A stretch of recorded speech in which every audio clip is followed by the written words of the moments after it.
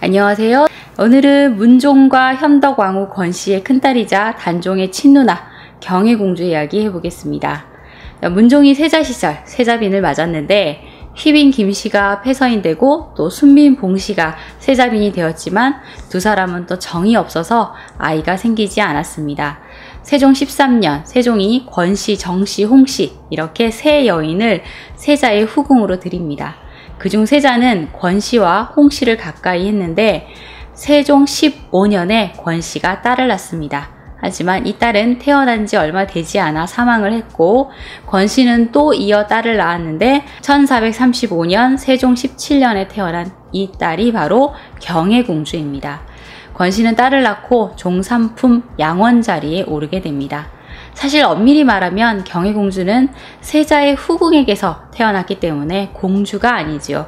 세자빈에게서 난 딸은 군주, 세자의 후궁에게서 난 딸은 현주로 구분이 되기 때문에 현주라고 불러야 되는 게 맞습니다. 군주나 현주는 보통 7살이 넘으면 받게 되는 자귀이기 때문에 경혜공주는 당시 자코 없이 동궁녀로 불렸다고 합니다.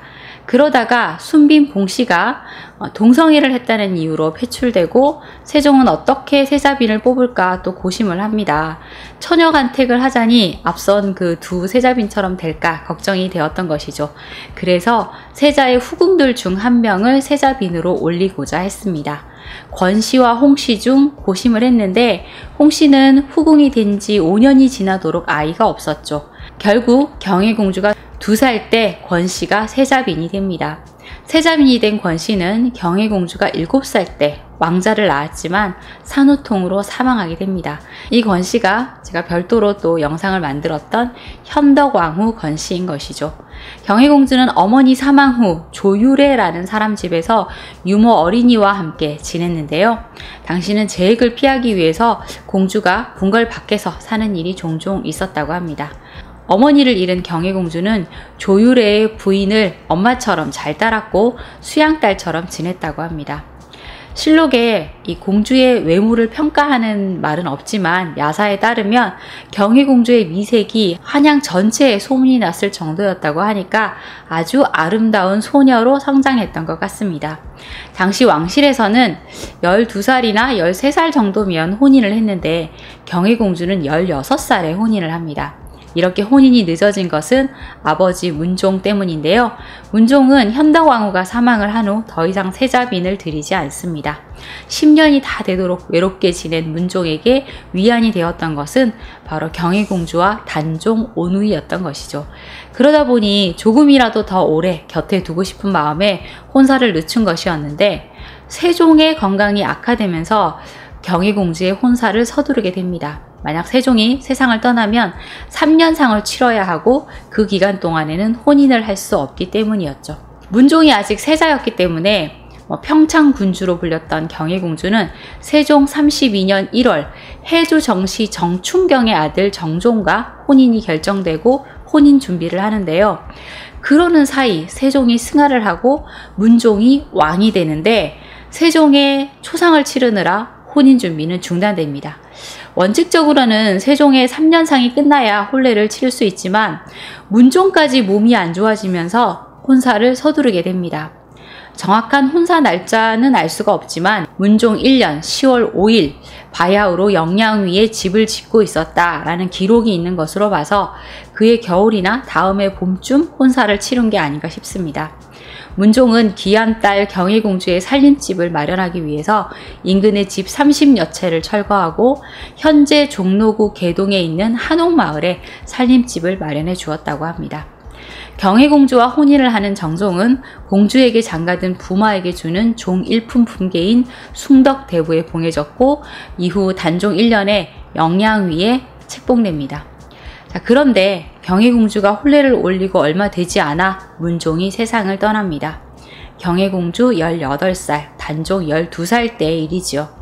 경혜공주는 이미 혼인을 한 몸이지만 아직 초야도 치르지 못한 상태였습니다. 할아버지 3년상을 치르고 있었으니까요. 그런데 연달아 아버지가 사망을 했으니 또 3년상을 치러야 했죠. 12살의 왕위에 오른 단종은 야심 많은 삼촌들에게 위협을 당하고 있어서 궁에서는 답답하고 두려운 마음을 가지게 되어 자주 향교동에 있는 이 경혜공주의 집에 와 머물곤 했습니다. 수양대군이 김종서를 살해하던 날도 단종은 누이의 집에 머무르고 있었습니다. 1453년 10월 10일 저녁, 공주의 집 주위는 철통 같은 경계가 펼쳐지고 있었기 때문에 단종과 경혜공주 부부는 안심하고 잠을 자고 있었는데요. 그날 밤 무시무시한 일이 벌어지고 있었습니다. 수양대군이 몇 명의 신복을 거느리고 서대문 밖에 있던 김종서의 집을 기습해서 김종서를 철퇴로 내리쳐 죽인 것입니다. 수양대군은 곧바로 향교동으로 향해서 숙직 중이던 승지 최항을 불러 김종서 무리가 반란을 깨했는데 너무 급박한 상황이라 어쩔 수 없이 김종서를 죽였다며 나머지 무리도 지금 아래어 토벌하고자 한다는 말을 합니다. 최항은 수양대군을 단종이 자는 방으로 안내를 합니다.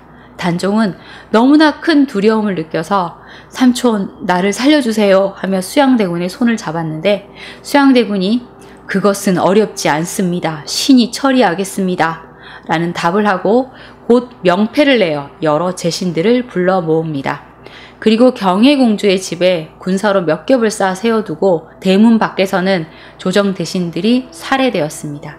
이것이 계유정난이지요. 단종과 경혜공주, 영양이는 악몽 같은 밤을 보내야 했습니다. 그리고 1455년 6월 단종은 숙부인 수양대군에게 왕위를 물려주고 상왕이 됩니다. 단종이 수양대군에게 양위를 한 것은 혜빈 양씨와 금성대군의 숙청이 가장 큰 이유인데요. 혜빈 양씨는 세종의 후궁이었는데 어머니를 여인 단종을 걷어서 젖까지 먹여 길러준 사람이니 단종은 혜빈 양씨에게 엄청나게 의지를 많이 했고 단종 즉위 후 혜빈 양씨는 궁궐의 실세로 군림했습니다. 혜빈 양씨는 태종의 후궁인 의빈 권씨와 함께 살면서 서로를 의지했는데 또 의빈 권씨가 금성대군을 키워준 사람이었습니다. 금성대군은 의빈 권씨를 통해서 혜빈 양씨에게 줄을 댔고 혜빈 양씨의 아들들에게 선물을 주고 같이 어울렸으며 이들은 함께 무사들과 활쏘기를 하며 어울렸는데요. 이때 금성대군과 어울렸던 사람 중 영양이도 끼어 있었습니다. 수양대군은 단종에게 금성대군과 혜빈 양씨 그리고 혜빈 양씨의 아들들의 숙청을 요구했고 결국 이들은 귀양을 가게 됩니다. 그리고 그날 단종은 수양대군에게 양위를 하고 금성대군의 집으로 옮겨 살게 되죠. 그날 영양위 역시 금성대군과 어울렸다는 제목으로 영월로 귀양을 갑니다. 전국의 혼란 속 경혜공주는 남편과 합방조차 제대로 못한 상황에 남편이 귀양을 갔으니 또 큰 충격을 받고 병석에 눕게 됩니다. 경혜공주는 자신이 병석에 누웠음을 단종과 세조에게 알리는데요. 빨리 대책을 세워주지 않으면 죽어버리겠다라는 무언의 압력 같은 것이었습니다. 세조는 경혜공주에게 약과 어위를 보내주고 영양위의 유배지를 강원도 영월에서 경기도 양근으로 옮겨줍니다. 문종의 딸인 경혜공주가 죽거나 자결이라도 한다면 엄청난 여론의 비난을 받을 수 있기 때문이었죠. 단종 역시 누이가 병석에 눕자 무척 불안해하면서 세조에게 영양위의 석방을 요구합니다. 그 불안한 시국에 그런 요구를 하는 것만으로도 큰 용기가 필요했을 겁니다. 영양이는 결국 17일 만에 한양으로 다시 돌아오는데요. 하지만 경혜공주가 몸이 아파서 잠시 한양에 오게 했을 뿐 공주가 쾌차를 하면 다시 유배지로 돌아가야 할 신세였습니다. 그리고 다시 수원으로 유배를 가게 되는데 이때 경혜공주는 세조에게 남편을 따라가게 해달라고 청했고 세조의 허락을 받아 남편과 함께 유배길에 오릅니다.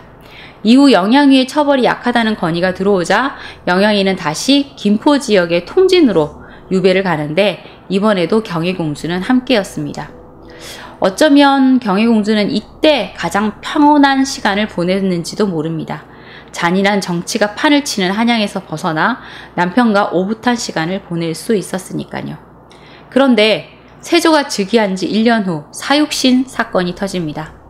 명나라 사신을 환영하기 위해 행사장에 세조 왕세자 한 명의 권람, 신숙주 등이 모이는 이 기회를 이용해서 운검으로 선정된 유흥부와 성승이 세조를 죽이고 단종을 복위시킬 계획을 세운 것이죠. 하지만 이 계획은 탄로가 났고 함께 거사를 꾸민 이들은 잔혹한 고문을 받아 죽고 말았으니 이때 죽은 이들 6명을 사육신이라고 하죠. 사육신 중 한 명이었던 성상문이 상왕 단종도 거사 계획을 알고 있었다는 말을 했는데 이 때문에 상왕 단종은 삼엄한 감시를 받아야 했고 영양이 역시 가혹한 처벌에 처해집니다. 유배 중인 영양이의 시종을 들던 종들은 모두 지방 관노로 쫓겨났고 영양이의 모든 재산이 몰수됩니다. 영양이의 유배지는 통진에서 전라도 광주로 또 바뀌게 되는데 이번에도 경혜공주가 함께합니다. 광주 유배지에는 삼엄함 감시가 있었고 두 사람은 갇혀서 숨만 쉬는 신세가 되었습니다. 그러다 상황에서 노산군으로 강등되어 영월로 기양을 갔던 단종이 사약을 받고 세상을 떠나는 비극이 발생하죠. 경희공주와 영양이는 슬픔과 불안 속에서 살아갔는데 두 사람의 유배처에는 목책이 설치되고 문은 항상 자물쇠로 잠깁니다. 식량은 열흘에 한 차례씩만 공급되었고 집 안에 우물을 파서 아예 밖으로 나가는 일이 없도록 만들었죠. 이 불안을 잊기 위해서인지 영양이는 불교에 심취합니다. 몰래 승려들과 어울렸고 광적으로 변해갔죠. 자신이 오래 먹지 않고 자선을 해서 성불을 했는데 이를 왕에게 보고하지 않으면 읍의 사람들을 모조리 죽여버리겠다 라는 말을 하기도 했고 문짝과 담장을 발로 차며 미친 사람처럼 중얼중얼 말을 뱉어냈습니다. 이 내뱉는 말에는 죽은 단종을 위로하고 세조를 비난하는 말이 응어리처럼 뿜어나왔는데 결국 승려 성탄과 함께 역모를 꾸몄다는 제목으로 의금부에 압송됩니다. 영양이는 가혹한 고문을 받으면서도 내가 충신이 되어 주상에게 죄를 얻었으니 무슨 고통이 있겠는가 하며 큰 소리로 말했고 빨리 죽여달라고 소리칩니다. 1461년 세조 7년 결국 영양이는 능지처참 당하게 됩니다. 동생과 남편을 이렇게 잃은 경희공주의 심정은 어땠을까요? 짐작조차 하기 어렵네요. 영양이가 한양으로 압송된 후 경희공주는 관비가 돼서 순천으로 옮겨지는데 이때 3살 난 아들이 있었고 또 임신 중이었다고 합니다. 순천 부사 여자신이 공주에게 관비의 사역을 시키려고 했는데 공주가 대청에 들어가 의자를 놓고 딱 앉더니 나는 왕의 딸이다. 비록 기양을 왔지만 수령이 어찌 감히 나에게 관비의 사역을 시킨단 말이냐 하면서 당당하게 외쳐서 이 순천부사 여자신이 감히 사역을 시키지 못했다는 기록이 있으니 관비의 신분이 되었어도 공주의 품위와 당당함을 잃지 않았던 것이네요. 민심을 의식한 세조는 곧 경혜공주를 도성으로 불러들이는데요. 한편으로는 세조의 왕후인 정의왕후의 배려 때문이기도 했습니다. 경희공주는 한양에 올라와 딸을 낳았고 경희공주의 어린 아들과 젖먹이 딸은 정의왕후가 맡아 키우게 됩니다. 그리고 경희공주는 절에 들어가 남편 영양위에 극락왕생을 빌게 되죠. 그러다가 아들이 10살이 되던 해 경희공주는 궁으로 찾아가 세조를 만납니다.